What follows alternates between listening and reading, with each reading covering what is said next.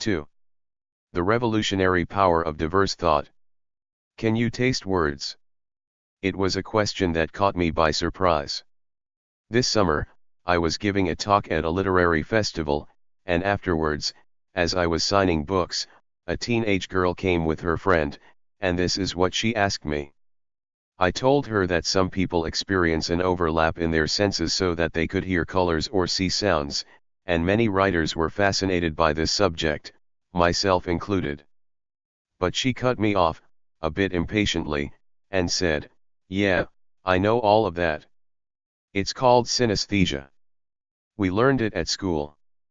But my mom is reading your book, and she says there's lots of food and ingredients and a long dinner scene in it. She gets hungry at every page. So I was thinking, how come you don't get hungry when you write?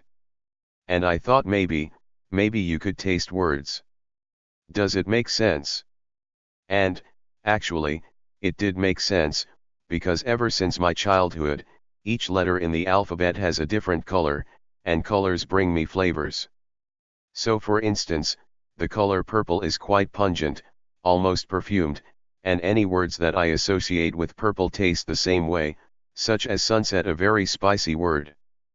But I was worried that if I tell all of this to the teenager, it might sound either too abstract or perhaps too weird, and there wasn't enough time anyhow, because people were waiting in the queue, so it suddenly felt like what I was trying to convey was more complicated and detailed than what the circumstances allowed me to say.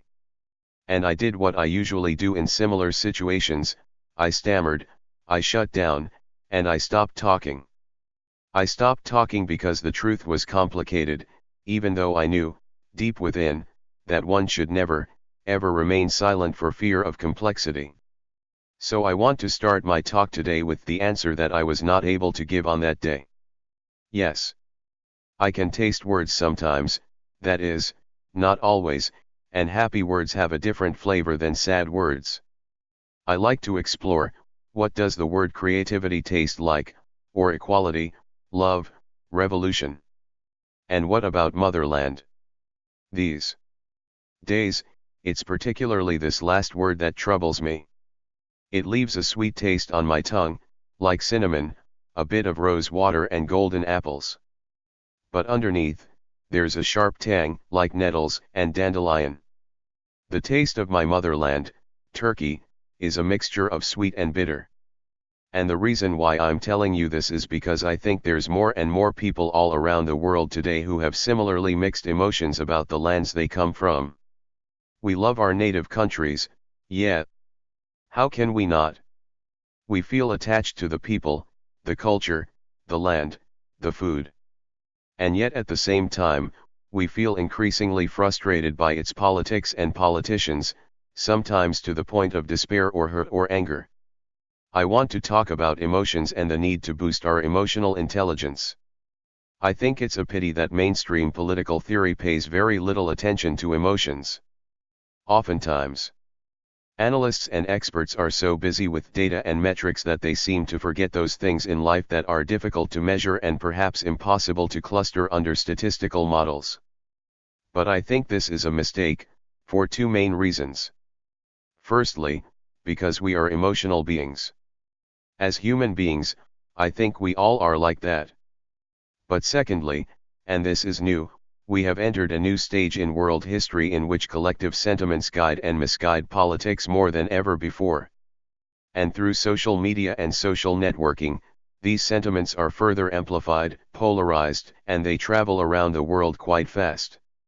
Ours is the age of anxiety, anger, distrust, resentment and, I think, lots of fear. But here's the thing, even though there's plenty of research about economic factors, there's relatively few studies about emotional factors. Why is it that we underestimate feelings and perceptions? I think it's going to be one of our biggest intellectual challenges. Because our political systems are replete with emotions. In country after country, we have seen illiberal politicians exploiting these emotions. And yet within the academia and among the intelligentsia, we are yet to take emotions seriously. I think we should. And just like we should focus on economic inequality worldwide, we need to pay more attention to emotional and cognitive gaps worldwide and how to bridge these gaps, because they do matter. Years ago, when I was still living in Istanbul, an American scholar working on women writers in the Middle East came to see me. And at some point in our exchange, she said, "I understand why you're a feminist, because, you know, you live in Turkey." And I said to her, "I don't understand why you're not a feminist, because, you know, you live in America." And she laughed. She took it as a joke, and the moment passed. But the way she had divided the world into two imaginary camps, into two opposite camps, it bothered me and it stayed with me. According to this imaginary map, some parts of the world were liquid countries. They were like choppy waters not yet settled. Some other parts of the world, namely the West, were solid, safe and stable. So it was the liquid lands that needed feminism and activism and human rights, and those of us who were unfortunate enough to come from such places had to keep struggling for these most essential values. But there was hope. Since history moved forward, even the most unsteady lands would someday catch up. And meanwhile, the citizens of solid lands could take comfort in the progress of history and in the triumph of the liberal order. They could support the struggles of other people elsewhere, but they themselves did not have to struggle for the basics of democracy anymore. Because they were beyond that stage. I think in the year 2016, this hierarchical geography was shattered to pieces. Our world no longer follows this dualistic pattern in the scholar's mind, if it ever did. Now we know that history does not necessarily move forward. Sometimes it draws circles, even slides backwards, and that generations can make the same mistakes that their great-grandfathers had made. And now we know that there's no such thing as solid countries versus liquid countries. In fact, we are all living in liquid times, just like the late Zygmunt Bauman told us. And Bauman had another definition for our age. He used to say we are all going to be walking on moving sands. And if that's the case, I think, it should concern us women more than men, because when societies slide backwards into authoritarianism, nationalism, or religious fanaticism, women have much more to lose. That is why this needs to be a vital moment, not only for global activism, but in my opinion, for global sisterhood as well. But I want to make a little confession before I go any further. Until recently, whenever I took part in an international conference or festival, I would be usually one of the more depressed speakers. Having seen how our dreams of democracy and how our dreams of coexistence were crushed in Turkey, both gradually but also with a bewildering speed, over the years I felt quite demoralized. And at these festivals there would be some other gloomy writers, and they would come from places such as Egypt, Nigeria, Pakistan, Bangladesh, Philippines, China, Venezuela, Russia. And we would smile at each other in sympathy, this camaraderie of the doomed. And you could call us Wadwick, Worried and Depressed Writers International Club. But then things began to change, and suddenly our club became more popular, and we started to have new members. I remember Greek writers and poets joined first, came on board. And then writers from Hungary and Poland, and then, interestingly, writers from Austria, the Netherlands, France, and then writers from the UK, where I live and where I call my home, and then writers from the USA. Suddenly, there were more of us feeling worried about the fate of our nations and the future of the world. And maybe there were more of us now feeling like strangers in our own motherlands. And then this bizarre thing happened.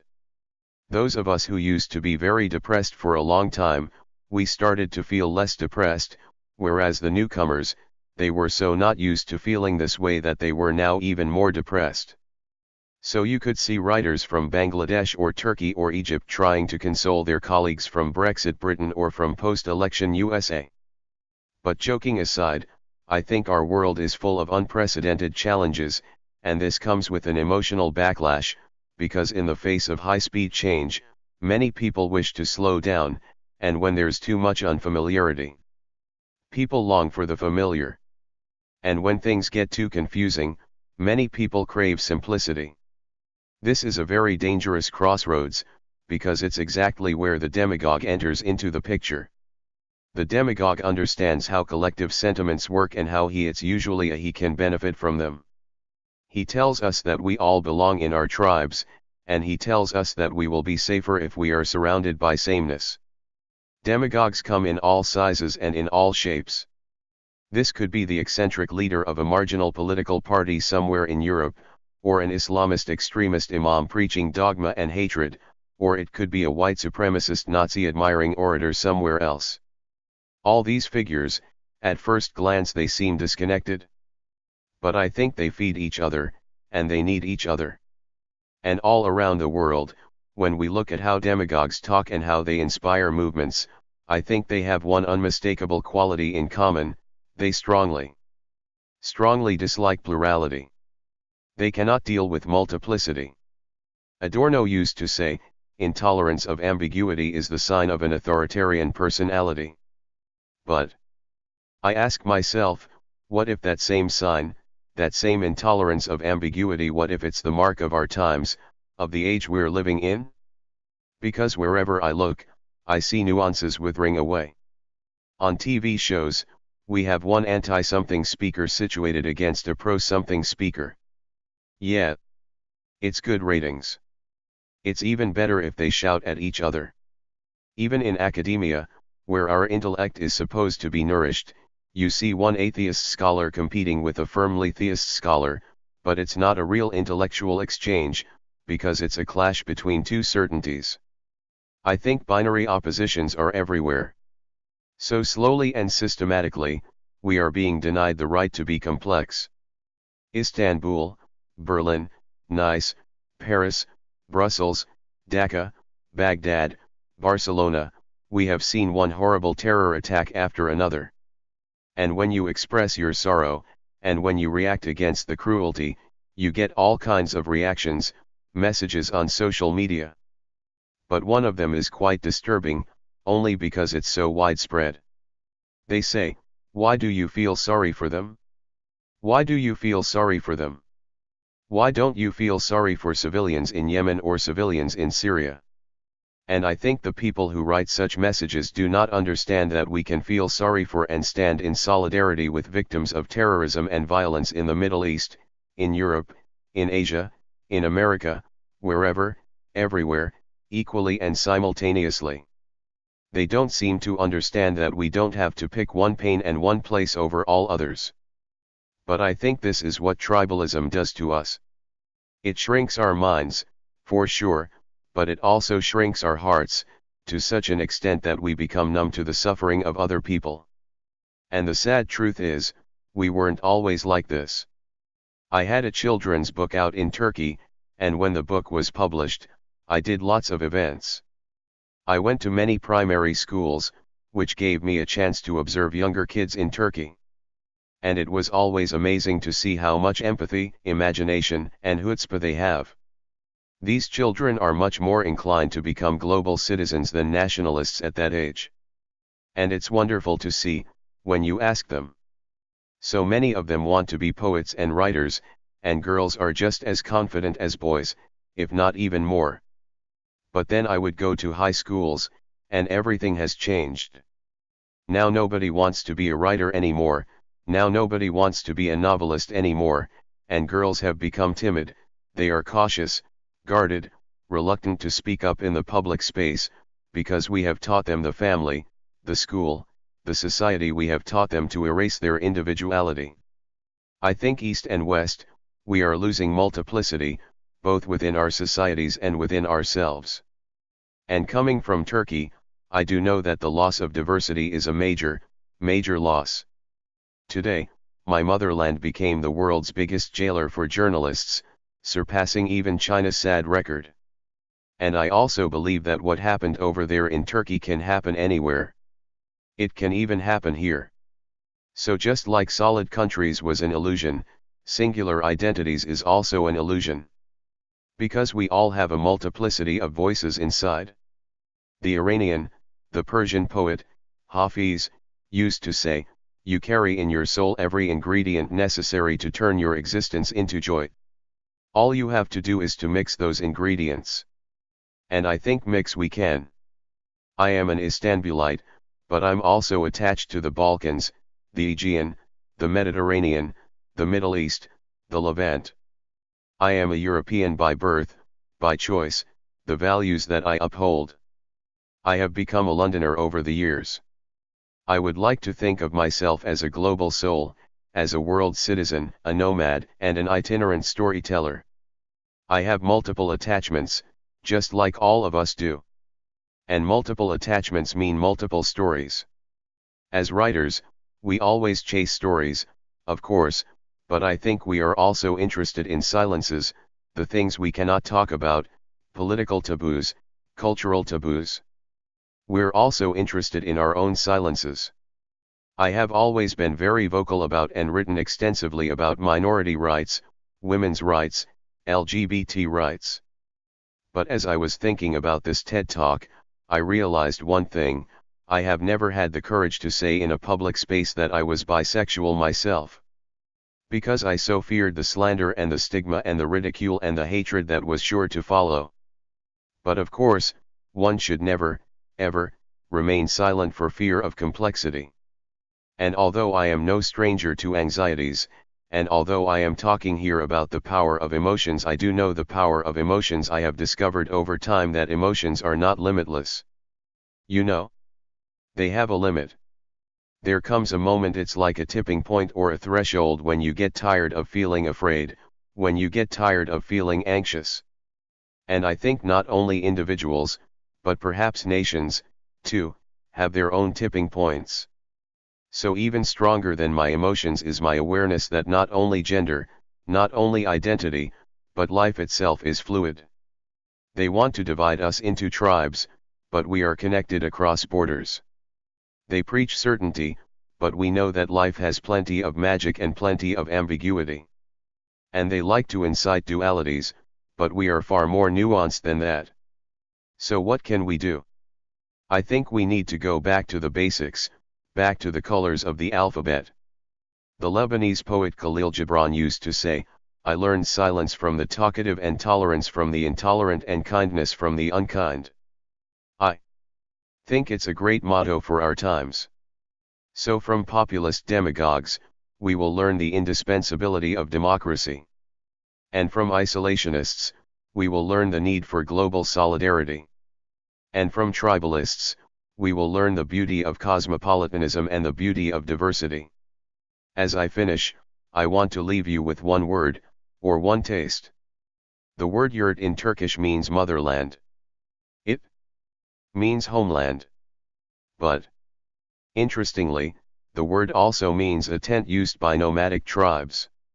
And I like that combination, because it makes me think homelands do not need to be rooted in one place. They can be portable. We can take them with us everywhere. And I think for writers, for storytellers, at the end of the day, there is one main homeland, and it's called Storyland. And the taste of that word is the taste of freedom. Thank you.